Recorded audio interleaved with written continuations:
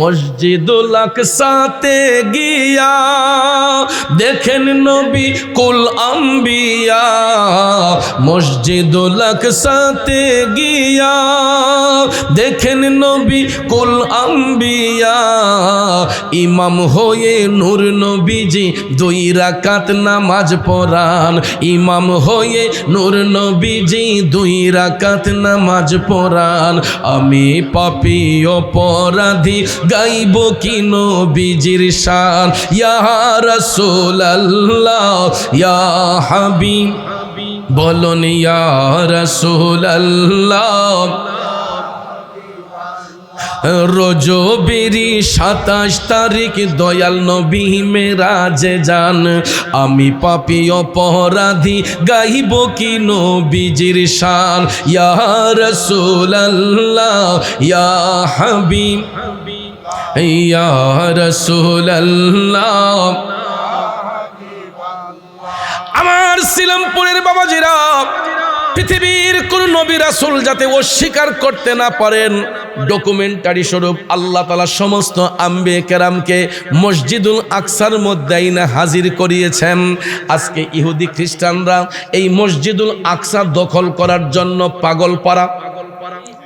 ফিলিস্তিনের মুসলমানদের উপর হামলার একটা মাত্র কারণ হলো তারা এই মসজিদ দখল করবে। কেন জানেননি? কারণ এটা পৃথিবীর একটা ঐতিহাসিক স্মৃতি বিজড়িত স্থান, পৃথিবীর একটা ঐতিহাসিক স্মৃতি বিজড়িত স্থান, যেই মসজিদের মধ্যে সমস্ত আম্বিয়া কেরামের কদমের ছোঁয়া লেগেছে। এখন সবচেয়ে বড় কথা হলো রাহমাতাল লিল আলামিন নবীর কদম মুবারকের ছোঁয়ায় এই মসজিদুল আকসা ধন্য হয়েছে। আর ওই মসজিদের ইমাম ছিলেন নবীজি, মুক্তাদি ছিলেন সমস্ত আম্বিয়া কেরাম, সমস্ত নবী রাসূল। সুবহানাল্লাহ কোন সমস্ত নবী রাসূল ছিলেন ওই মসজিদের মুক্তাদি, আর রাহমাতাল লিল আলামিন ছিলেন ওই মসজিদের ইমাম।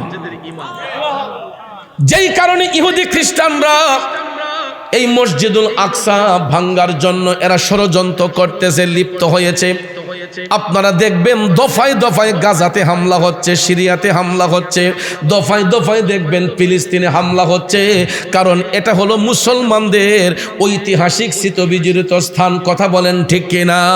আর আমার নবীর কদম মুবারকের ছোঁয়া লাগার কারণে এই মসজিদুল আকসাতে 1 রাকাত নামাজ যদি কেউ জামাতের সহিত আদায় করে, আমার আল্লাহ তাআলা 25,000 রাকাত নামাজের সওয়াব তার আমলে দান করে। মক্কা শরীফে 1 রাকাত নামাজ পড়লে 1 লক্ষ রাকাত নামাজের সওয়াব। মসজিদে নববী শরীফে যেখানে রসুল আরাম করছেন, মসজিদে নববী শরীফে 1 রাকাত নামাজ পড়লে 50,000 রাকাত নামাজের সওয়াব। মসজিদুল আকসাতে 1 রাকাত নামাজ আদায় করলে সেখানে 25,000 রাকাত নামাজের সওয়াব পাওয়া যায়। ভাইয়ার আমার, বন্ধুর আমার, এটা স্বীকৃত, সহি সনদে স্বীকৃত। এই জন্য ইহুদি খ্রিস্টানরা এটা দখল করার জন্য বারবার করে ফিলিস্তিনি মুসলমানদের উপর হামলা করতেছে। কচি কচি শিশু বাচ্চাদেরকে নির্যাতনের শিকার হতে হচ্ছে। আপনারা যদি সোশ্যাল মিডিয়া খুলে দেখেন, টেলিভিশন মিডিয়া খুলে দেখেন, ফিলিস্তিনের মুসলমানদের থেকে তাকাইলে চোখের পানিগুলা ধরে রাখা যায় না। ঠিক না বিঠি? ওই মুসলমান আল্লাহ তাআলা ডেকে বলতেছেন, হাবিব, দুনিয়ার মানুষ আপনাকে ইজ্জত দিলেই কি না দিলেই কি, আপনার ইজ্জত, আপনার প্রশংসা আমি আল্লাহ বুলন্দ করে দিয়েছি। জোরে জোরে কন্যা সুবহানাল্লাহ। আর যেটার জ্বলন্ত ডকুমেন্ট হলো এই রজব মাসের 26 তারিখ দিবাগত রাত, আজকের এই 27-এর রজনী। ও বন্ধুরা আমার, বাবাজিরা, ওই রাতে আল্লাহ তাআলা হাবিবকে এমন মর্যাদা দিয়েছেন যা পৃথিবীর অন্য কোনো নবীকে দেওয়া হয় নাই, অন্য কোনো সাহাবীকে দেওয়া হয় নাই, কোনো ফেরেশতাদেরকেও দেওয়া হয় নাই। একমাত্র আল্লাহ রাব্বুল আলামিন আপন হাবিবকে মহব্বত করে ইনভাইট করিয়া এমন একটা জায়গায় নিয়েছেন, 7 আসমান পাড়ি দিয়া, সিদরাতুল মুনতাহা পাড়ি দিয়া, আরশ আজিম পাড়ি দিয়া এমন একটা জায়গার মধ্যে আল্লাহ নিয়ে গেলেন, যেই জায়গাটার নাম হচ্ছে লা মকাম, যার উপরে আর কোনো স্থান নাই, একমাত্র আল্লাহ, আল্লাহর হাবিব। এই জন্য কবি বলেছেন, আহাই আমরা বড়ই ভাগ্যবান, মোদের রাসূল আল্লাহর মেহমান, আমরা বড়ই ভাগ্যবান, মোদের রাসূল আল্লাহর মেহমান। কথা বলেন ঠিক কিনা? আমার ভাইয়েরা বন্ধুরা, নবীজির মেরাজ শরীফ সফর যদি না হইতো, এই সফর না হইলে আজকে আমরা কবর, হাসর, ফুলসিরাত, মিজান সম্পর্কে জানতাম না, জান্নাত জাহান্নাম সম্পর্কে জানতাম না। অনেক সময় মাহফিলে গেলে মাহফিল কমিটি আমাদেরকে পরামর্শ দেয়, হুজুর কবর হাসর নিয়ে একটু কথা বলবেন, হুজুর জান্নাত জাহান্নাম নিয়ে একটু কথা বলবেন, হুজুর পর্দার একটু আলোচনা করবেন, হুজুর একটু নামাজের আলোচনা করবেন, হুজুর একটু মাতা পিতার আলোচনা করবেন। ও মুমিন ভাইয়েরা আমার, আজকে যে আপনারা পরামর্শ দিয়েছেন এই আলোচনা করার জন্য, এই আলোচনাগুলো যে আমরা করব, শিখলাম কার কাছ থেকে? শিখলাম একমাত্র আমার দয়াল নবীর কাছ থেকে, ঠিক না বিঠে? কারণ আমার আল্লাহ আপন হাবিবকে আমার আল্লাহর কুদরতি কালামে যত আশ্চর্যজনিত বিষয় ছিল সব কিছু দেখাইয়া, জানাইয়া, শিখাইয়া জগৎবাসীকে শিক্ষা দেওয়ার জন্য আল্লাহ তাআলা নূরের নবীকে পৃথিবীর মধ্যে পাঠিয়েছেন। আপনারা বলুন, ওই নবী আসাতে আমরা খুশি নাকি বেজার? এই জন্য আমি অদম গুনাহগারে লিখেছিলাম, শ্রেষ্ঠ নিয়ামতের মাঝে শ্রেষ্ঠ নবী মুহাম্মদ, শ্রেষ্ঠ নিয়ামতের মাঝে শ্রেষ্ঠ নবী মুহাম্মদ, কুল কায়নাতের মাঝে মোদের নবী রহমত, কুল কায়নাতের মাঝে মোদের নবী রহমত। কথা বলেন ঠিক কিনা? শুধু এই দুনিয়ার জন্য নবী রহমত নয়, তিনি কবরের রহমত, হাসরের রহমত, মিজানের রহমত, ফুলসিরাতের রহমত। সর্ব জায়গায় যেখানে আমার আল্লাহ রাব্বুল আলামিন, সেখানে আমার নবী রহমাতাল লিল আলামিন। সর্ব জায়গার জন্য আমার নবী হচ্ছেন রহমত। কথা বলেন ঠিক কিনা? বন্ধুরে, আমার রসুলের মেরাজ শরীফটাকে অনেক বেঈমান মুনাফিকরা অস্বীকার করে। অনেকে বলে আমার নবী নাকি স্বপ্ন যুগে মৌলার দিদারে গিয়েছেন। আপনারা বলুন তো, আমার নবী, আল্লাহ যদি চায় সেকেন্ডের মধ্যে মৌলার কাছে যেতে পারার ক্ষমতা আছে না নাই? তাইলে এটা অস্বীকার করবেন কিভাবে? কারণ কোরআনে পাক সাক্ষী, সূরা বনী ইসরাঈলের শুরুতেই বলা হয়েছে, সুবহানাল্লাযী আসরা বিআবদিহি লাইলাম মিনাল মাসজিদিল হারামি ইলাল মাসজিদিল আকসা। এ বন্ধু, আল্লাহ রাব্বুল আলামিন প্রথমে একটা আশ্চর্যজনিত শব্দ এখানে এনেছেন, সুবহানাল্লাহ। সুবহানাল্লাহ, আল্লাহ মহান, তিনি মহান পবিত্র, তিনি সেই সত্তা যিনি একই রাতের মধ্যে, এখানে বলা হয়েছে বি আবদিহি, আল্লাহ বলেছেন আমার বান্দা। রসুলকে এখানে বান্দা বলা থেকে আমাদের মতো বোঝানো হয়েছে, আমাদের মতো বোঝানো হয় নাই। তাফসির খুলে দেখেন, রুহুল বয়ান প্রমাণ করেছে। এখানে আল্লাহ যে বলেছেন বি আবদিহি, আমি আমার বান্দাকে, আমার বন্ধুকে বান্দা বলতে এখানে ওই জিনিসটা আমার আল্লাহ বুঝালেন। রসুল যে শরীরে মেরাজের মধ্যে গিয়েছেন, বান্দা বলতে এখানে রসুলকে এটাই বুঝিয়েলেন যে আমার আল্লাহ রসুলকে শরীর মুবারকে, আপাদ মস্তক মুবারক, নুরুন নবী, মায়ার নবী, শরীর মুবারকে মৌলার দিদারে গিয়েছেন। এই জন্য এই আয়াতে পাকে আব্দুন শব্দটা ব্যবহার করা হয়েছে নবীর শানে। তাই বলে মনে করবেন না যে নবী আমরা যেমন মানুষ তিনি তেমন মানুষ। বন্ধুরা আমার, রসুল হচ্ছেন বেনজির, বেমেসাল। আমার নবীর সঙ্গে সৃষ্টির কোনো বস্তুর তুলনা হয় না, হতে পারে না। আওয়াজ করে বলুন ঠিক না বেঠে? এই জন্য কবি লিখেছেন, সৃষ্টির সেরা হাবিবে খুদা শাহে মদিনা, যার প্রেমেতে পাগল আমরা তিনি মদিনা। একদম বাজে সাউন্ড। যার প্রেমেতে পাগল আমরা তিনি মদিনা, সৃষ্টির সেরা হাবিবে খুদা শাহে মদিনা, যার প্রেমেতে পাগল আমরা তিনি মদিনা। ঠিক কিনা বলেন? শ্রীরামপুরের বাবাজিরা, আমার নবীর সঙ্গে সৃষ্টির কোনো বস্তুর তুলনা হয় না, হতে পারে না। তিনি বেনজির বেমিসাল। এই জন্য আল্লাহ শরীর মুবারকে হাবিবকে মেরাজের মধ্যে নিয়েছিলেন, ঊর্ধ্বগমনে নিয়েছিলেন। এই কারণে আব্দুল শব্দটি এখানে ব্যবহার করা হয়েছে। তারপরে ভাইয়ার আমার, কাবা গৃহ থেকে আমার নবীর প্রথম সফরটা ছিল মসজিদুল আকসাতে। ঠিক কিনা কন? মসজিদুল আকসার মধ্যে রসুলকে কেন নেওয়া হইল? আল্লাহ তাআলা তো ইচ্ছে করলে খানায় কাবা থেকেও রসুলকে ঊর্ধ্বগমনে নিয়ে যেতে পারতেন। ঠিক কিনা কন? আল্লাহ তো ইচ্ছে করলে বাইতুল্লাহ শরীফের পাশ থেকেও রসুলকে ঊর্ধ্বের গমনে নিতে পারতেন না? কিন্তু এখান থেকে জেরুজালেমে অবস্থিত, মক্কা থেকে জেরুজালেমে অবস্থিত যেই ফিলিস্তিনে মসজিদুল আকসা, সেখানে রসুলকে কেন নেওয়া হলো? এটা একটা প্রশ্ন থাকে না?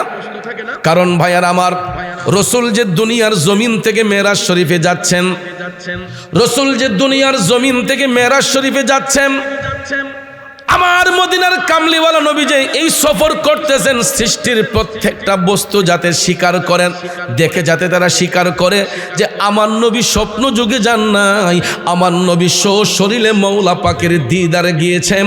এই জন্য দুনিয়ার সফর ছিল মসজিদুল হারাম থেকে মসজিদুল আকসা। এখানে কোরআনে পাক দ্বারা স্বীকৃত। এরপরে আল্লাহ তাআলা বলেছেন এই সফরের উদ্দেশ্য হলো আমার কুদরতি কালামে যত আশ্চর্যান্বিত বিষয় আছে সব কিছু হাবিবকে দেখানো, জানানো। এরপরে ভাইয়ের আমার, যাতে পৃথিবীর কোনো আম্বিয়ে কেরাম অস্বীকার করতে না পারেন আমার নবী মেরাজে গিয়েছেন, এটা যাতে কেউ অস্বীকার করতে না পারে। যেই কারণে মসজিদুল আকসার মধ্যে সমস্ত আম্বিয়ে কেরামকে আইনা হাজির করা হয়েছে। সুবহানাল্লাহ কোন? এই জন্য সুরের ভাষায় বলা হয় الصلاة والسلام عليك سيدي يا شفيع المذنبين، الصلاة والسلام عليك يا رحمة للعالمين. أعوذ بالله من الشيطان الرجيم، ببركة بسم الله الرحمن الرحيم.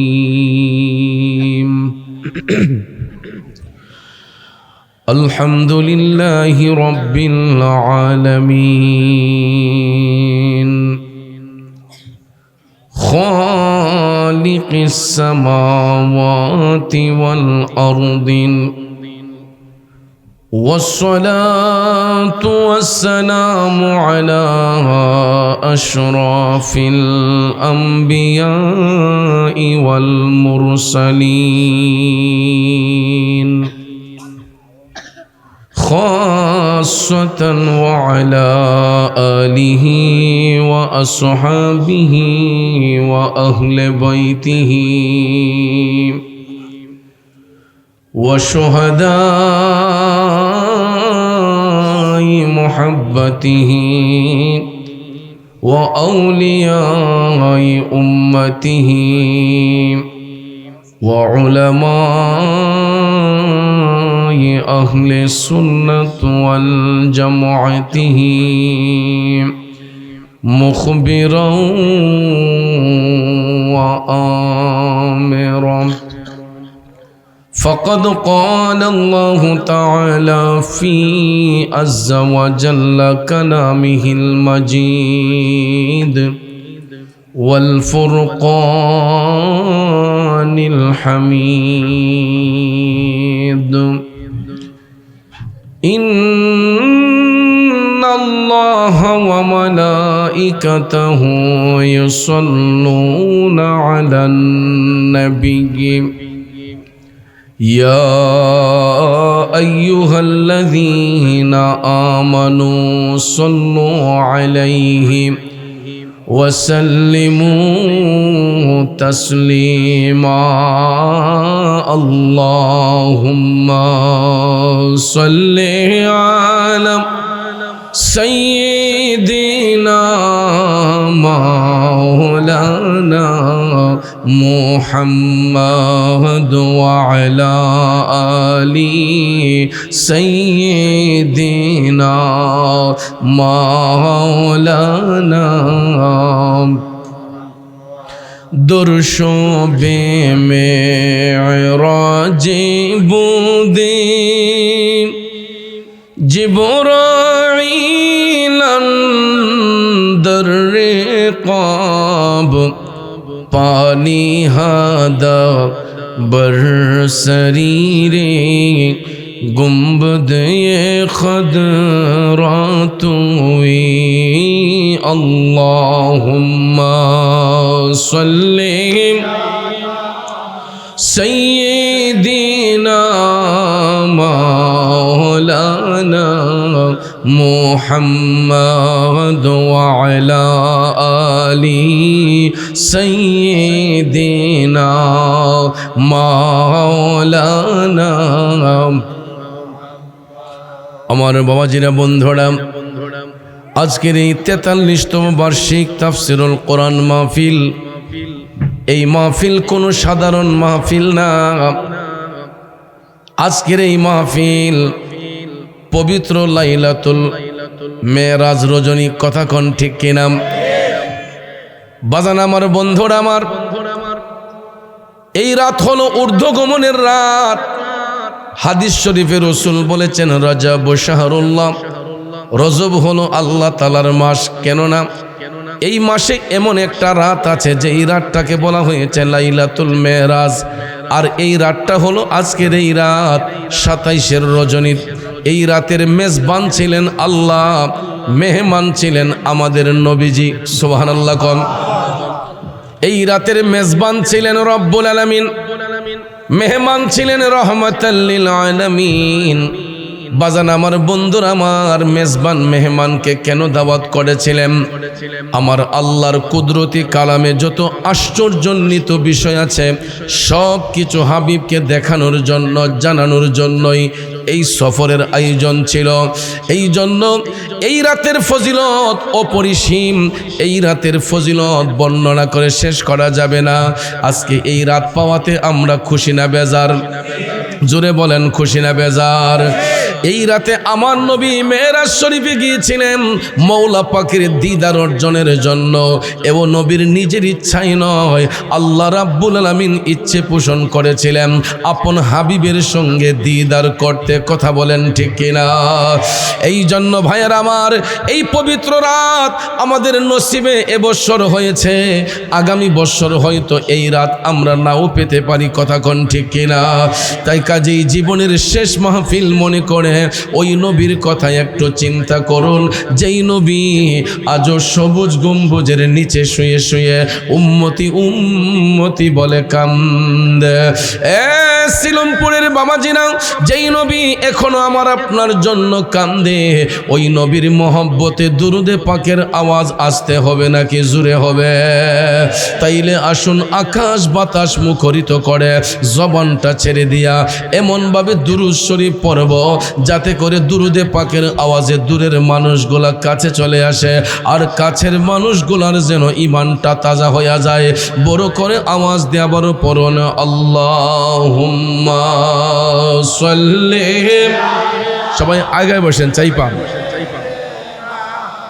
মাওলানা মুহাম্মদ ওয়া আলা আলি সাইয়্যিদিনা মাওলানা এবার আসুন জীবনের গুনাহ মাফ করার জন্য সবাই আপন আপন কালবের দিকে মুতাওয়াজ্জি হইয়া একটু বড় করে আওয়াজ দিয়ে আল্লাহ পাকের জিকিরে মশগুল হয়ে যায়। একটা জবানও বন্ধ রাখবেন না, জবানটা ছেড়ে দিয়া সবাই আমার সাথে পড়ুন, হক লা ইলাহা ইল্লাল্লাহ, লা ইলাহা ইল্লাল্লাহ, হক লা ইলাহা ইল্লাল্লাহ, লা ইলাহা ইল্লাল্লাহ। পড়িয়ে লা ইলাহা ইল্লাল্লাহ, লা ইলাহা হাসবি রব্বি জাল্লাল্লাহ, মা ফি কলবি গায়রুল্লাহ, নূর মুহাম্মদ সাল্লাল্লাহ, হক লা ইলাহা ইল্লাল্লাহ, হক লা ইলাহা ইল্লাল্লাহ, লা ইলাহা ইল্লাল্লাহ। পড়িয়ে লা ইলাহা লা ইলাহা ইল্লাল্লাহ, পড়িয়ে লা ইলাহা ইল্লাল্লাহ, লা ইলাহা। কোন মকামে হে আল্লাহ, দোনো জাহাঁ মে হে আল্লাহ, কোন মকামে হে আল্লাহ, দোনো জাহাঁ মে হে আল্লাহ, जिस्म में जामी हे अल्लाह, हक ला इलाहा इल्लल्लाह। पढ़िए ला इलाहा ला इलाहा, और जुड़े ला इलाहा, पढ़िए ला इलाहा, और जुड़े ला इलाहा इल्लल्लाह, ला इलाहा, जुड़े ला इलाहा ला इलाहा, ला इल्लल्लाहु मुहम्मदुर रसूलुल्लाह सल्लल्लाहु अलैहि वसल्लम। একটা জবানও বন্ধ রাখবেন না, উচ্চস্বরে বলুন আল্লাহু আকবার। আর একটু মায়ার সুরে বলি ইয়া রাসূলুল্লাহ। বিসমিল্লাহির রহমানির রহিম। ওয়ারাফা'না লাকা যিকরাক। সাদাকাল্লাহুল আযীম ওয়া সাদাকা রাসূলুহুন নাবিয়ুল হাবিবুল কারীম। ونحن على ذلك من الشاهدين والشاكرين والحمد لله رب العالمين. ربي صل وسلم وبارك عليهم. উপস্থিত ঐতিহ্যবাহী সিলমপুর দক্ষিণ পাড়া সরকার বাড়ি প্রাঙ্গণে 43তম ঐতিহাসিক তাফসিরুল কোরআন মাহফিল 2026 ইংরেজি সনের সম্মানিত সভাপতি, অত্র এলাকার সাবেক মেম্বার আলহাজ মোহাম্মদ হারুন রশিদ সরকার সাহেব, আজকের যিনি প্রধান অতিথি কুমিল্লা 3 মুরাদনগর সংসদীয় আসনের সাবেক 5 বারের সংসদ সদস্য, সাবেক ধর্ম প্রতিমন্ত্রী, আমাদের সকলের প্রিয় মানুষ, সকলের শ্রদ্ধার মানুষ, জননেতা আলহাজ কাজী শাহ মুফাজ্জল হুসেন কায়কোবাদ সাহিব, বিশেষ অতিথি 10 নং যাত্রাপুর ইউনিয়ন পরিষদের চেয়ারম্যান জননেতা আবুল কালাম আজাদ সাহিব, মাহফিলে শুভাগমন করবেন সোনাকান্দা দারুল হুদা দরবার শরীফের আওলাদে ওলি, আমার সহযোদ্ধা বন্ধুবর আলহাজ হজরত মাওলানা পীরজাদা মাহফুজুর রহমান সাহিব মাদ্দাজিল্লাহুল আলিম। আলোচনা করেছেন কারি মোহাম্মদ ইকরামুল হক মুরাদি সাহিব, এম হাবিবুর রহমান মেজবা সাহিব, হজরত মাওলানা মুজিবুর রহমান সাহিব। বিশেষ করে মাহফিল পরিচালনায় আলহাজ কারি আব্দুর রশিদ সরকার সাহিব সহ উপস্থিত আমার শ্রদ্ধেয় মুরব্বী বাবারা, সুশিক্ষিত আমার কৃষক, শ্রমিক, চাকরিজীবী, ব্যবসায়ী, সাংবাদিক, শিক্ষক, প্রশাসনিক, গোয়েন্দা বিভাগের সম্মানিত ভাইয়েরা, স্কুল, কলেজ, ইউনিভার্সিটি, মাদ্রাসায় পড়ুয়া ছাত্র ভাইয়েরা, পর্দানিশীন মা বোনেরা, সকলের প্রতি আবারও আন্তরিক সালাম। আসসালামু আলাইকুম ওয়া রাহমাতুল্লাহি ওয়া বারাকাতুহু। রব্বুল ইজ্জতের আলিশান দরবারে লাখো কোটি শুকর গুজার করার পর প্রিয় নবী সরকারে দো আলম নূরে মুজাসসাম নুরুন আলা নূর, দো জাহানের সরদার, উম্মতের দরদি, শাফাতের কান্ডারি, যিনি হায়াতুন নবী, জিন্দা নবী, যিনি সমস্ত নবীগণের নবী, মুহাম্মদুর রাসূলুল্লাহ সাল্লাল্লাহু তাআলা আলাইহি ওয়াসাল্লামার শানে নাতে মুস্তফা, দুরুদে মুস্তফা সাল্লাল্লাহু আলাইহি ওয়াসাল্লাম পরিবেশন করে মহাগ্রন্থ আল কোরআনুল কারীমের 30 নম্বর পারা সূরা আল ইনশিরার 4 নম্বর আয়াতে পাক তেলাওয়াত করেছি। খুব অল্প সময়ে আয়াতে পাকের মূল অর্থ তাফসিরের ভাষায় কিছু আলোচনা এসেছে, এইগুলো উপস্থাপন করে মিলাদ শরীফ হবে, জিকিরের তালিম হবে, পরিশেষে ওলামায়ে কেরাম আসবেন, তাদের নসিহতপূর্ণ বয়ানের মাধ্যমে শেষ মোনাজাত হবে। আমরা যেন শেষ মোনাজাত দিয়ে আপন আপন বাড়িতে যেতে পারি, আল্লাহ পাক যেন সেই তৌফিক আমাদেরকে দান করেন। সকলে বলি আমিন, আর একটু জোরে বলি আমিন। প্রিয় ভাইয়েরা আমার, পৃথিবীর জমিনে সত্য প্রচারের জন্য আল্লাহ সুবহানাহু ওয়া তাআলা যত নবী রাসূল এই পৃথিবীতে পাঠিয়েছেন, সকল নবীর সেরা নবী হলেন আমাদের নবী রাহমাতাল লিল আলামিন। আমাদের নবী রাহমাতাল লিল নবীদের মধ্যে আমাদের নবী যেমন শ্রেষ্ঠ নবী, উম্মতের মধ্যেও কিন্তু আমরা শ্রেষ্ঠ উম্মত।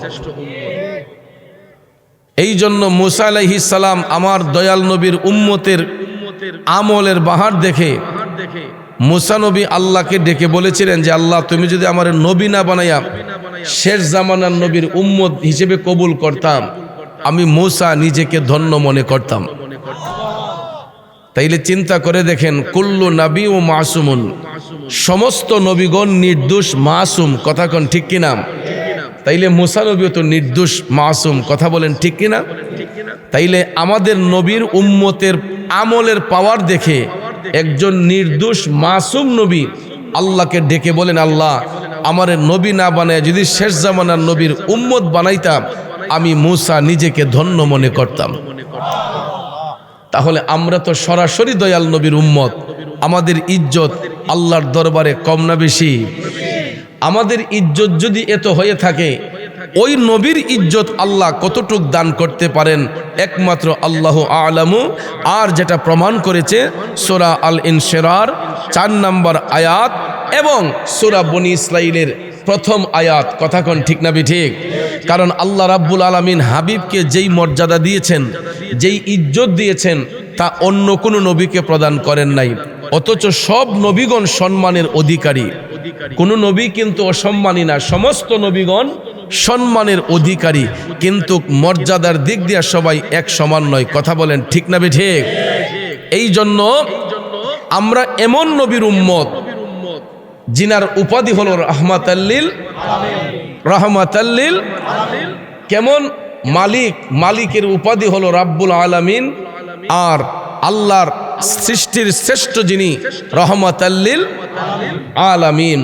এখানে আল্লাহ রাব্বুল আলামিন হাবিবকে ইজ্জত দান করে বলতেছেন, ওগো হাবিব, দুনিয়ার মানুষগুলা আপনাকে ইজ্জত দিলেই কি না দিলেই কি, কেউ যদি আপনাকে ইজ্জত নাও দেয়, আমার আল্লাহ বলেন বিসমিল্লাহির রহমানির রহিম ওয়া রাফা'না লাকা যিকরাক। উচ্চস্বরে বলুন আল্লাহু আকবার।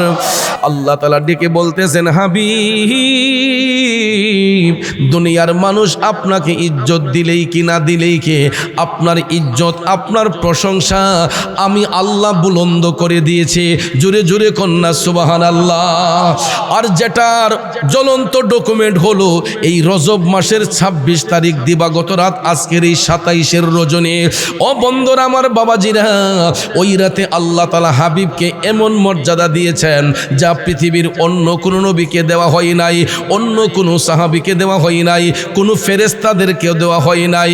একমাত্র আল্লাহ রাব্বুল আলামিন আপন হাবিবকে মহব্বত করে ইনভাইট করিয়া এমন একটা জায়গায় নিয়েছেন, ৭ আসমান পাড়ি দিয়া, সিদরাতুল মুনতাহা পাড়ি দিয়া, আরশ আজিম পাড়ি দিয়া এমন একটা জায়গার মধ্যে আল্লাহ নিয়ে গেলেন, যেই জায়গাটার নাম হচ্ছে লা মকাম, যার উপরে আর কোনো স্থান নাই, একমাত্র আল্লাহ, আল্লাহর হাবিব। এই জন্য কবি বলেছেন, আহাই আমরা বড়ই ভাগ্যবান, মোদের রাসূল আল্লাহর মেহমান। আমরা বড়ই ভাগ্যবান, মোদের রাসূল আল্লাহর মেহমান। কথা বলেন ঠিক কিনা আমার ভাইয়েরা, বন্ধুরা? নবীজির মেরাজ শরীফ সফর যদি না হইতো, এই সফর না হইলে আজকে আমরা কবর, হাসর, ফুলসিরাত, মিজান সম্পর্কে জানতাম না, জান্নাত জাহান্নাম সম্পর্কে জানতাম না।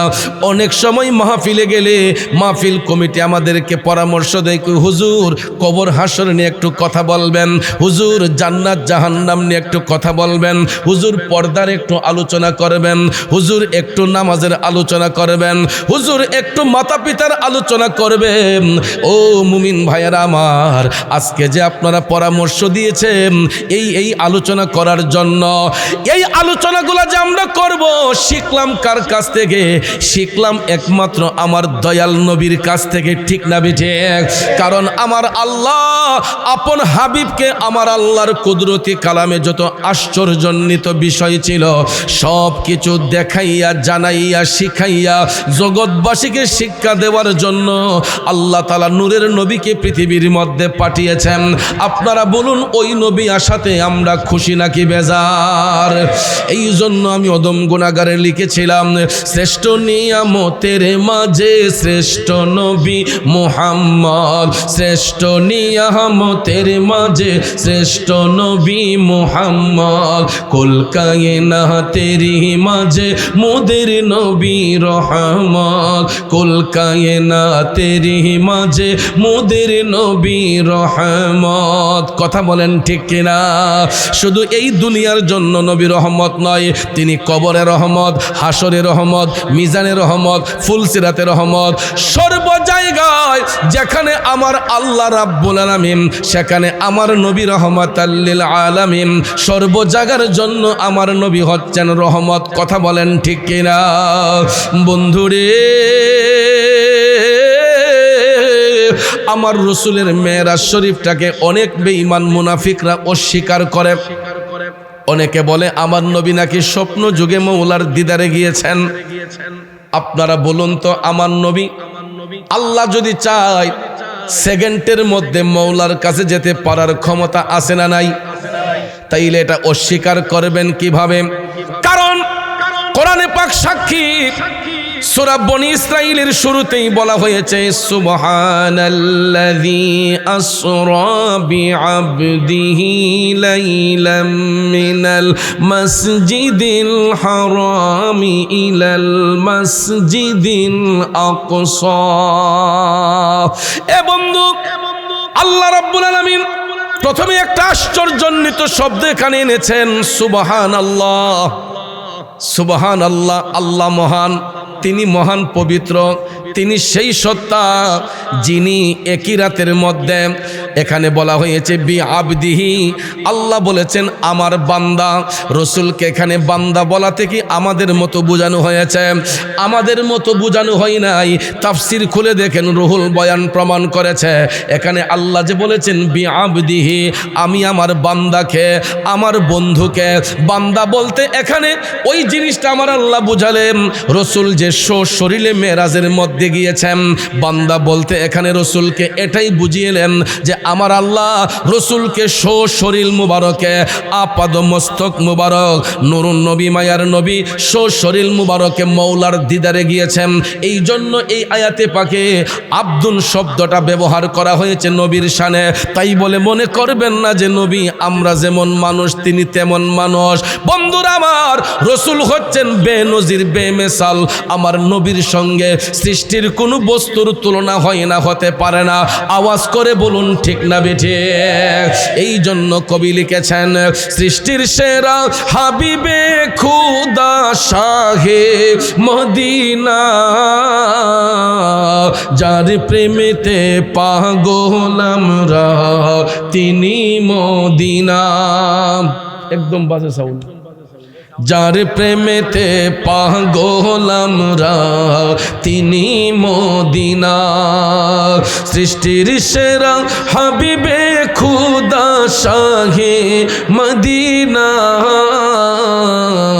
যার প্রেমেতে পাগল আমরা তিনি মদিনা। ঠিক কিনা বলেন? শ্রীরামপুরের বাবাজিরা, আমার নবীর সঙ্গে সৃষ্টির কোনো বস্তুর তুলনা হয় না, হতে পারে না। তিনি বেনজির বেমেসাল। এই জন্য আল্লাহ শরীর মুবারকে হাবিবকে মেরাজের মধ্যে নিয়েছিলেন, ঊর্ধ্বগমনে নিয়েছিলেন।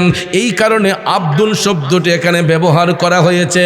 তারপরে ভাইয়ার আমার, কাবা গৃহ থেকে আমার নবীর প্রথম সফরটা ছিল মসজিদুল আকসাতে। ঠিক কিনা কন? মসজিদুল আকসার মধ্যে রসুলকে কেন নেওয়া হইল? আল্লাহ তাআলা তো ইচ্ছে করলে খানায় কাবা থেকেও রসুলকে ঊর্ধ্বগমনে নিয়ে যেতে পারতেন। ঠিক কিনা কন? আল্লাহ তো ইচ্ছে করলে বাইতুল্লাহ শরীফের পাশ থেকেও রসুলকে ঊর্ধ্বের গমনে নিতে পারতেন, পারতেন না? কিন্তু এখান থেকে জেরুজালেমে অবস্থিত, মক্কা থেকে জেরুজালেমে অবস্থিত যেই ফিলিস্তিনে মসজিদুল আকসা, সেখানে রসুলকে কেন নেওয়া হলো? এটা একটা প্রশ্ন থাকে না?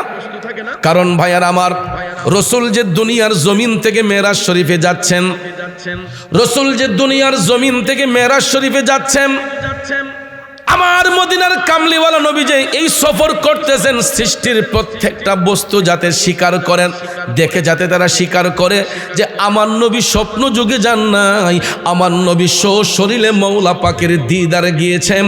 এই জন্য দুনিয়ার সফর ছিল মসজিদুল হারাম থেকে মসজিদুল আকসা। এখানে কোরআনে পাক দ্বারা স্বীকৃত। এরপরে আল্লাহ তাআলা বলেছেন এই সফরের উদ্দেশ্য হলো আমার কুদরতি কালামে যত আশ্চর্যান্বিত বিষয় আছে সব কিছু হাবিবকে দেখানো, জানানো। এরপরে ভাইয়ার আমার, যাতে পৃথিবীর কোনো আম্বিয়ে কেরাম অস্বীকার করতে না পারেন আমার নবী মেরাজে গিয়েছেন, এটা যাতে কেউ অস্বীকার করতে না পারে। যেই কারণে মসজিদুল আকসার মধ্যে সমস্ত আম্বিয়ে কেরাম কাইনা হাজির করা হয়েছে। সুবহানাল্লাহ কোন? এই জন্য সুরের ভাষায় বলা হয় মসজিদুল আকসাতে গিয়া দেখেন নবী কুল আম্বিয়া, মসজিদুল আকসাতে গিয়া দেখেন নবী কুল আম্বিয়া, ইমাম হয়ে নূর নবীজি 2 রাকাত নামাজ পড়ান, ইমাম হয়ে নূর নবীজি 2 রাকাত নামাজ পড়ান। আমি পাপী অপরাধী গাইব কি নবীজির শান, ইয়া রাসূলুল্লাহ ইয়া হাবিব, বলুন ইয়া রাসূলুল্লাহ। রজবেরি 27 তারিখ দয়াল নবী মেরাজে যান, আমি পাপী অপরাধী গাইব কি নবীজির শান, ইয়া রাসূলুল্লাহ ইয়া হাবিব, ইয়া রাসূলুল্লাহ। আমার শ্রীরামপুরের বাবাজিরা, পৃথিবীর কোন নবী রাসূল যাতে অস্বীকার করতে না পারেন, ডকুমেন্টারি স্বরূপ আল্লাহ তাআলা সমস্ত আম্বিয়া কেরামকে মসজিদুল আকসার মধ্যে আইনা হাজির করিয়েছেন। আজকে ইহুদি খ্রিস্টানরা এই মসজিদুল আকসা দখল করার জন্য পাগল পারা। ফিলিস্তিনের মুসলমানদের উপর হামলার একটা মাত্র কারণ হলো তারা এই মসজিদ দখল করবে। কেন জানেননি? কারণ এটা পৃথিবীর একটা ঐতিহাসিক স্মৃতি বিজড়িত স্থান। পৃথিবীর একটা ঐতিহাসিক স্মৃতি বিজড়িত স্থান, যেই মসজিদের মধ্যে সমস্ত আম্বিয়া কেরামের কদমের ছোঁয়া লেগেছে। এখন সবচেয়ে বড় কথা হলো রাহমাতাল লিল আলামিন নবীর কদম মুবারকের ছোঁয়ায় এই মসজিদুল আকসা ধন্য হয়েছে। আর ওই মসজিদের ইমাম ছিলেন নবীজি, মুক্তাদি ছিলেন সমস্ত আম্বিয়া কেরাম, সমস্ত নবী রাসূল। সুবহানাল্লাহ কোন সমস্ত নবী রাসূল ছিলেন ওই মসজিদের মুক্তাদি, আর রাহমাতাল লিল আলামিন ছিলেন ওই মসজিদের ইমাম। যেই কারণে ইহুদি খ্রিস্টানরা এই মসজিদুল আকসা ভাঙ্গার জন্য এরা ষড়যন্ত্র করতেছে, লিপ্ত হয়েছে। আপনারা দেখবেন দফায় দফায় গাজাতে হামলা হচ্ছে, সিরিয়াতে হামলা হচ্ছে, দফায় দফায় দেখবেন ফিলিস্তিনে হামলা হচ্ছে। কারণ এটা হলো মুসলমানদের ঐতিহাসিক স্মৃতিবিজড়িত স্থান। কথা বলেন ঠিক কিনা? আর আমার নবীর কদম মুবারকের ছোঁয়া লাগার কারণে এই মসজিদুল আকসাতে এক রাকাত নামাজ যদি কেউ জামাতের সহিত আদায় করে, আমার আল্লাহ তাআলা 25,000 রাকাত নামাজের সওয়াব তার আমলে দান করে। মক্কা শরীফে 1 রাকাত নামাজ পড়লে 1 লক্ষ রাকাত নামাজের সওয়াব। মসজিদে নববী শরীফে যেখানে রসুল আরাম করছেন, মসজিদে নববী শরীফে 1 রাকাত নামাজ পড়লে 50,000 রাকাত নামাজের সওয়াব। মসজিদুল আকসাতে 1 রাকাত নামাজ আদায় করলে সেখানে 25,000 রাকাত নামাজের সওয়াব পাওয়া যায়। ভাইয়ার আমার, বন্ধুর আমার, এটা স্বীকৃত, সহি সনদে স্বীকৃত। এই জন্য ইহুদি খ্রিস্টানরা এটা দখল করার জন্য বারবার করে ফিলিস্তিনি মুসলমানদের উপর হামলা করতেছে। কচি কচি শিশু বাচ্চাদেরকে নির্যাতনের শিকার হতে হচ্ছে। আপনারা যদি সোশ্যাল মিডিয়া খুলে দেখেন, টেলিভিশন মিডিয়া খুলে দেখেন, ফিলিস্তিনের মুসলমানদের থেকে তাকাইলে চোখের পানিগুলা